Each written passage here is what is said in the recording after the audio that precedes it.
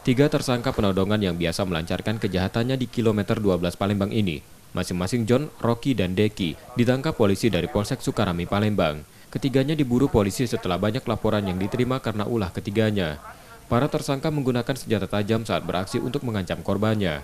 Terakhir, kejahatan tersangka dilakukan pada Fariza, yang saat itu didatangi para tersangka sambil menodongkan senjata tajam, meminta korban menyerahkan telepon genggam miliknya.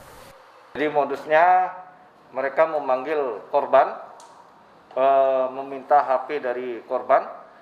Setelah itu korban meminta kembali HP-nya, namun tersangka menyuruh untuk kembali sambil melihatkan senjata tajam yang diselipkan di bajunya.